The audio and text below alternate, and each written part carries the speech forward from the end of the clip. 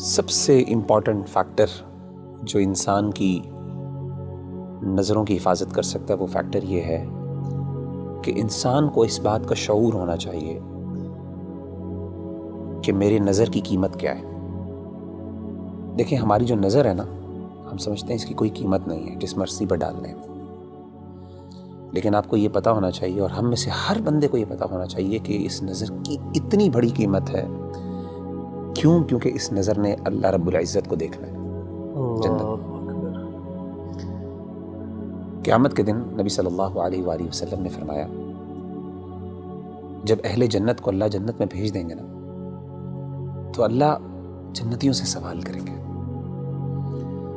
کریں گے کہ اے میرے بندو هل تريدون شيئا ازيدكم، کیا تمہیں کوئی چیز اور بھی چاہیے تاکہ میں تمہیں دوں؟ تو اہل جنت کہیں گے اللہ کون سی ایسی نعمت ہے، تو نے ہمارے چہروں کو سفید کر دیا جب لوگوں کے چہرے سیاہ تھے، تو نے ہمیں جہنم کی آگ سے بچا لیا، تو نے ہمیں جنت میں ڈال دیا، تو نے دنیا کی ہر نعمت ہمیں عطا کر دی، اب کس چیز کی کمی رہ گئی؟ تو نبی صلی اللہ علیہ وسلم نے فرمایا کہ اللہ تعالیٰ پھر نور کے جو پردے ہیں ان کو حکم دیں گے، وہ ہٹ جائیں گے اور اہل جنت اپنے رب کو دیکھیں گے۔ نبی صلی اللہ علیہ وسلم نے فرمایا کہ فما اعطوا شيئا احب الیہم من النظر الى ربهم، او کما قال علیہ الصلاۃ والسلام، کہ اس پوری جنت میں کوئی ایسی نعمت نہیں ہوگی جو اس نعمت سے بڑی نعمت ہوگی کہ جب ایک بندہ اپنے رب کو دیکھے گا۔ اور صحابہ نے بڑے حیران ہو کے پوچھا، انہوں نے کہا کہ اللہ کے رسول هل نرى ربنا، ہم اپنے رب کو دیکھیں گے؟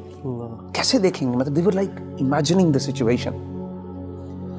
صحیح مسلم کی حدیث ہے، آپ صلی اللہ علیہ وسلم نے فرمایا هل تضارون في رؤية القمر ليلة البدر، کیا اندھیری رات میں جب 14ویں کا چاند نکلتا ہے، اندھیرے میں بالکل گھپ اندھیرا ہوتا ہے، اس میں 14ویں کا جب چاند نظر آتا ہے، فل مون جسے ہم کہتے ہیں، کیا آپ کو کبھی مشکل ہوئی ہے اس چاند کو دیکھتے ہوئے؟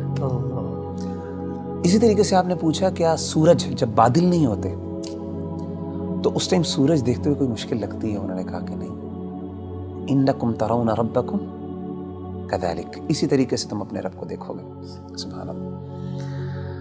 تو میں سمجھتا ہوں کہ جب انسان کو یہ شعور ہو جائے نا اور اس کو یہ پتہ چل جائے کہ ان نظروں نے اللہ رب العزت کو دیکھنا ہے قیامت کے دن، اور ان کا شرف اور ان کا سٹیٹس اور مقام یہ ہے،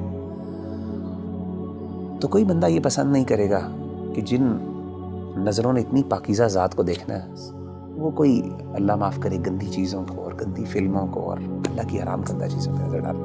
میں سمجھتا ہوں یہ شعور سب سے زیادہ اہم ہے اور یہ ہمیں اپنے ہمیشہ ذہن میں رکھنا ہے۔